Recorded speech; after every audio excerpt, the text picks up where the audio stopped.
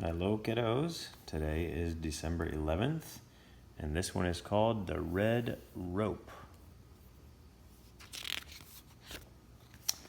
The reading comes from Joshua 2, and there are several verses here. It says, Joshua secretly sent out 2 spies from the Israelite camp at Acacia Grove. He instructed them, scout out the land on the other side of the Jordan River, especially around Jericho. So the 2 men set out and came to the house of a prostitute named Rahab and stayed there that night. Before the spies went to sleep that night, Rahab went up on the roof to talk with them. I know the Lord has given you this land, she told them. Now swear to me by the Lord that you will be kind to me and my family since I have helped you. Give me some guarantee that when Jericho is conquered, you will let me live, along with my father and mother, my brothers and sisters, and all their families. Before they left, the men told her, we will be bound by the oath we have taken only if you follow these instructions. When we come into the land, you must leave this scarlet rope hanging from the window through which you let us down. A long time ago, after God gave his love promises to his people, one red rope saved the life of a girl and her father and her mother and her sisters and her brothers. The girl's name was Rahab, and she was known as a girl who did bad things. She lived in a town called Jericho, a town where no one worshipped God.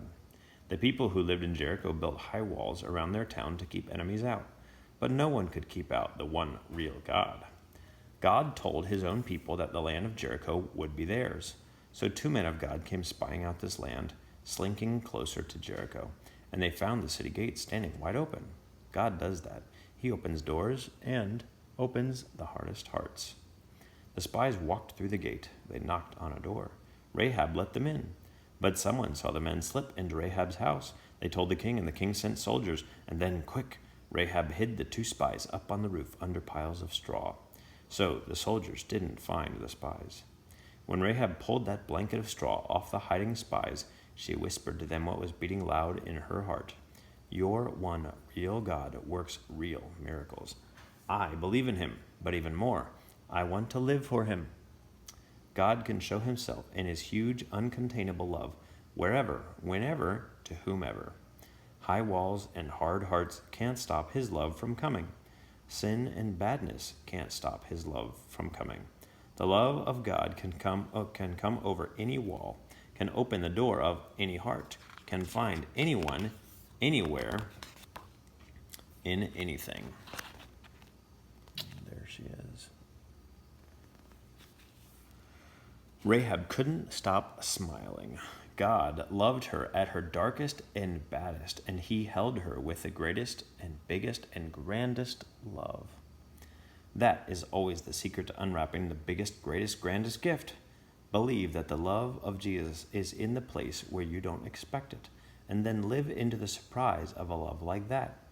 Because Rahab believed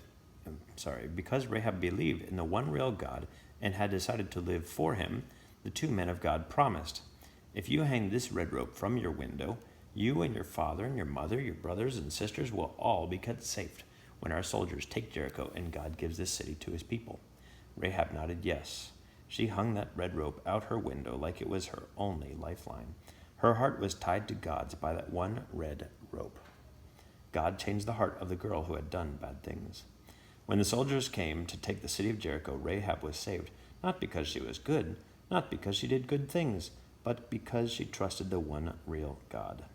God would send a prince named Solomon to marry Rahab, who was expecting that. And the girl had done bad things, but gave her heart to the one good God, became Princess Rahab, who had a baby boy, who would grow up to have a baby boy, who would grow up to have a baby boy, who would grow up to have a baby boy, who would become the king of God's people. Which means that Rahab would be the great-great-grandmother of King David, the greatest king of God's people, and Rahab would be the many, many, many, many, many times great-grandmother of the greatest and most perfect king ever, Jesus. Jesus, who painted a red rope with his very own love, with his very own blood, and gives himself to you like a red rope whispers, no matter what you've done, hold on. I love you, and I've got you.